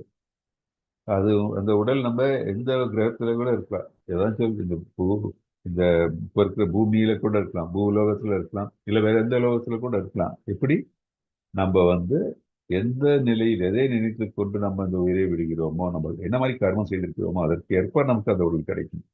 ஸோ இவ்வாறு வேறொரு ஸ்தூல உடலை பெறும் இந்த உயிர்வாழி மனதை மையமாக கொண்டு, ஏன்னா என்ன நினைத்து கொண்டு அவன் உயிரை விடுகிறானோ, இந்த உடலை விடுகிறானோ, அந்த குறிப்பிட்ட விதமான கண், காது அப்படின்னா குறிப்பிட்டவான ஒரு உடலை கிடைக்கும். அதற்கு தகுந்த உடலை அவன் அடைகிறான். இதன் மூலம் குறிப்பிட்ட புலன் விஷயங்களை அனுபவிக்கிறான். ஸோ அந்த உடல் அவனுக்கு எப்படி கிடைக்கிறது? பகவான் சாங்ஷன் பண்ணிடுறோ, நீ இதெல்லாம் அனுபவிக்கணும்னு நினைச்ச, ஸோ ஓகே, அதற்கு ஏற்ப நீ இந்த உடல் எடுத்துக்கோ அப்படின்னு சொல்லி அந்த உடல் வழியாக அவன் நினைத்ததெல்லாம் அந்த நினைத்த புலனின்பங்களை அடைய வைக்கிறார் அவரு. ஸோ அவர் ஒரு என்ன தன்னை ஒரு உயர்ந்த செல்வத்தை விடப்போ இங்க வீட்டுல இருந்தா நல்லா இருக்குமே அப்படின்னு நினைப்பான் வச்சுக்கோ, அப்படி உயிரை விட்டுறான்னு வச்சுக்கோங்க. ஆனால் அவன் செய்த செயல்கள் எல்லாம் ரொம்ப ஈனமான செயல்கள் அப்படின்னா அந்த வீட்டுல ஒரு பண்டியாகவோ ஒரு வேற ஏதாச்சும் அவன் பிறக்கிறதுக்கு வாய்ப்பு உண்டு. மனிதனாக பிறக்கணும்னு கிடையாது, அவன் எந்த வேற ஒரு வடிவத்தில் அவன் பிறக்கலாம் அங்க இல்லையா. அந்த இடத்துல ஒரு ஈயாகோ ஏதாச்சும் உயிரினமாக அங்க வரலாம். அதான் இங்க சொல்றாங்க, வேற குறிப்பிட்ட விதமான காது, கண், நாக்கு, மூக்கு, தொடு புலன் ஆகியவற்றை அடைகிறான் அப்படின்னு. ஆனால் நல்ல நிலையை அடைய வேண்டும் என்றால் எப்படி?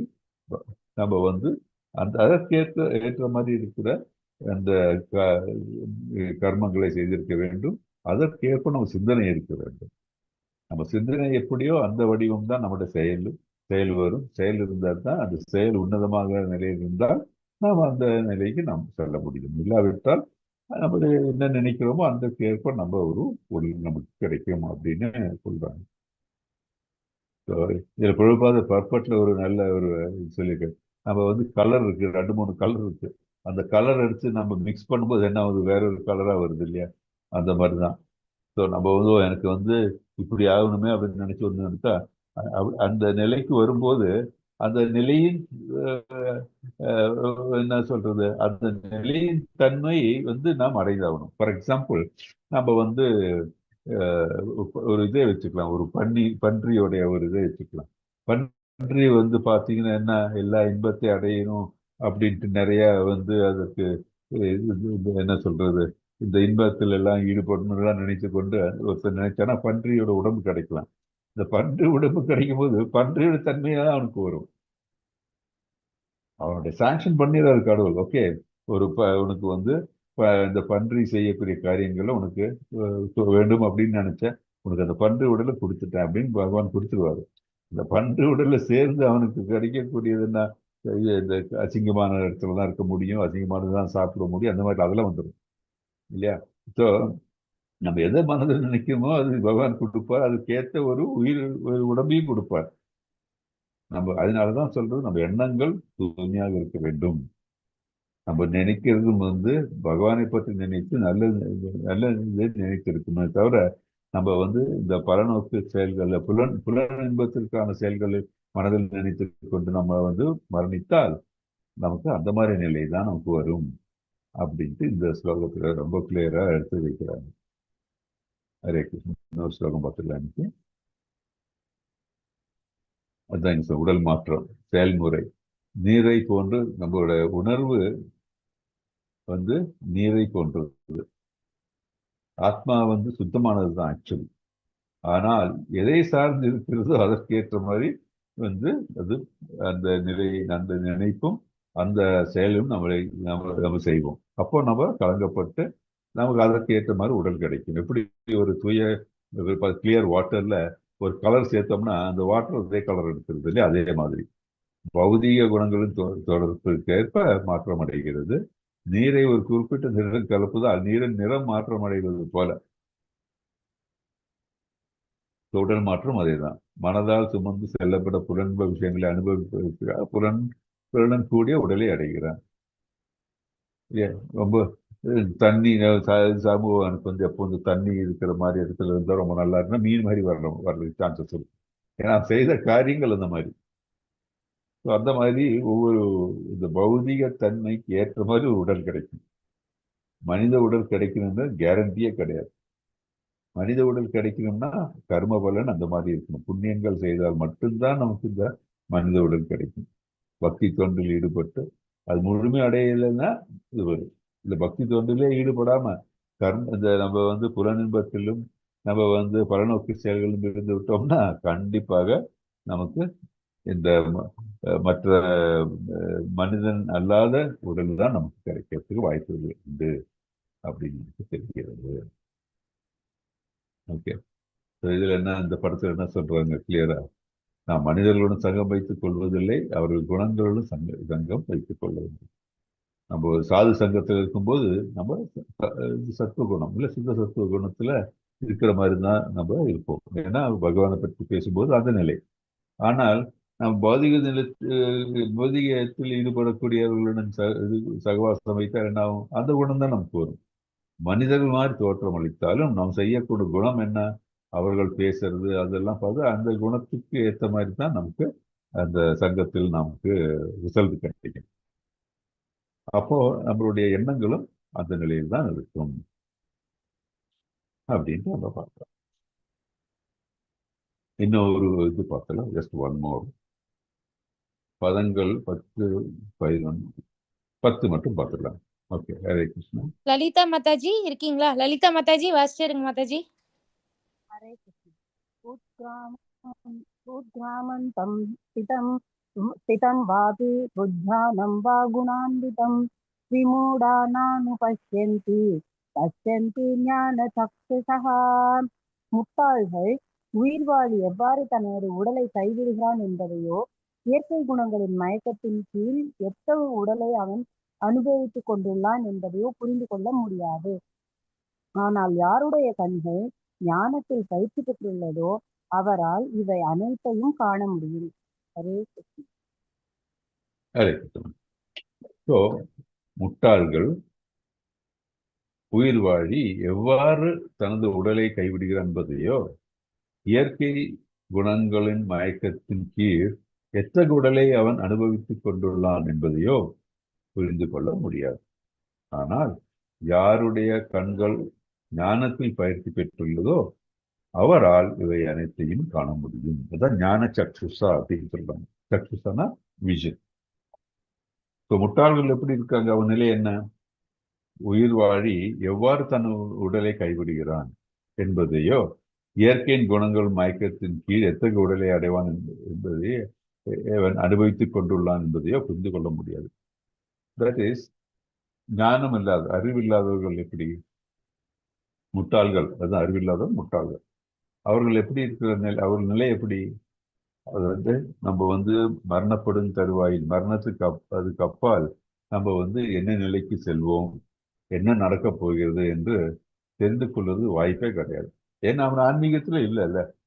ஆன்மீகத்துல இல்லாத பொழுது அவனுக்கு இதை பத்தி ஒண்ணுமே தெரியறதில்லை. ஸோ அதனால என்ன ஆகுது?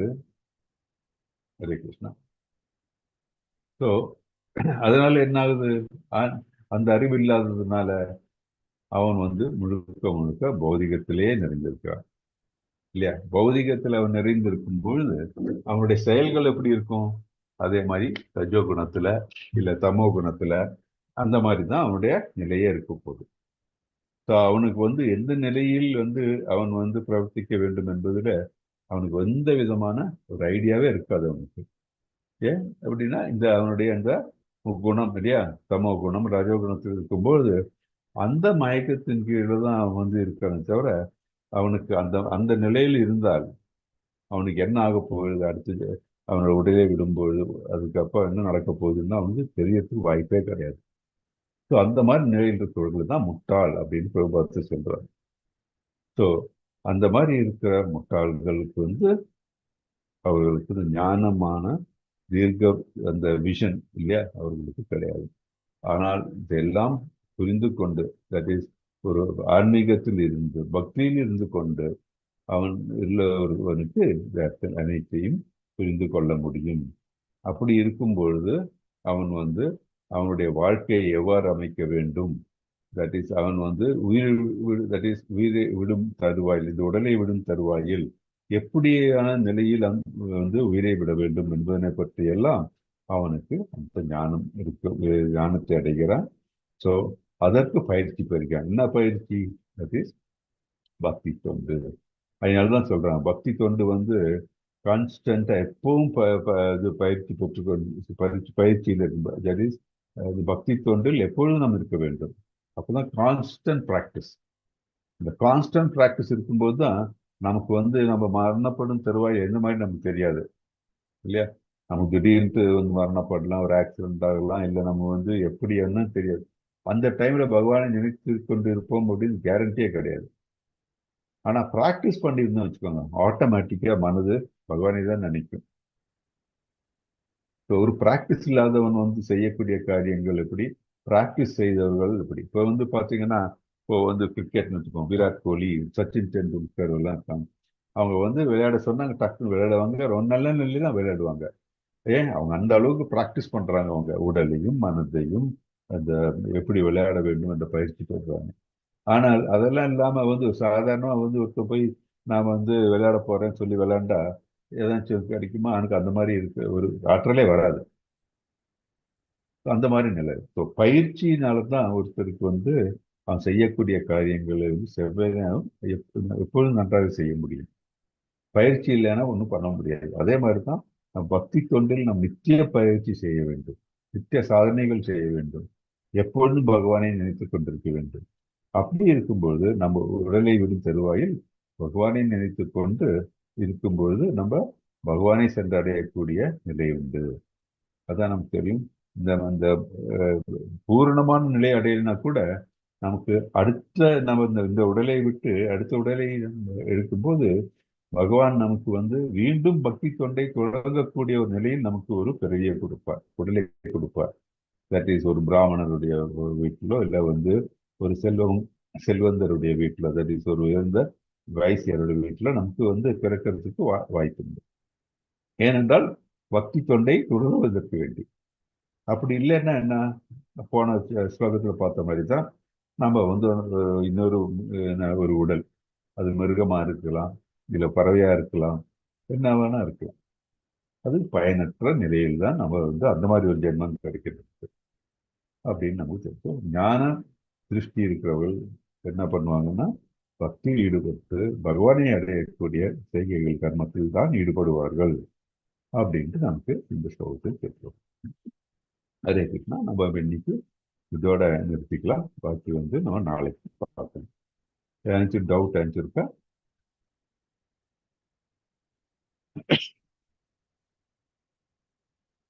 ஓகே, டவுட்ஸ் எதுனா நம்ம நாளைக்கு பார்க்கலாம். இன்னைக்கு இதோட நிறுத்திக்கலாம். வாஞ்சா கல்பதேபியஸ்ச கிருபா சிந்தித்ய வச்ச பச்சானாं पावनेभ्यो वैष्णवेभ्यो नमो नमः. अनंत कोटि वैष्णववृंद की जय. श्रीला प्रभुपाद की जय. नामाचार्य दास ठाकुर की जय. All glory to the assembled devotees. Hare Krishna. So நம்ம நாளைக்கு ஈவினிங் பார்க்கலாம். ஓகே, தேங்க்யூ எல்லாருக்கும். ஹரே கிருஷ்ணா மாதா. 7:45 தானே பிரபுஜி எல்லாரும் வரணும்? ஆமா, 7:45. ஓகே, நாளைக்கு யார் கீர்த்தன் நீங்க கோஆர்டினேட் பண்ணிக்கோங்க பிரபுஜி. நான் பாமினி மாதாஜி நாளைக்கு நீங்க பண்ணிடுங்க. கீர்த்தனம் யாராவது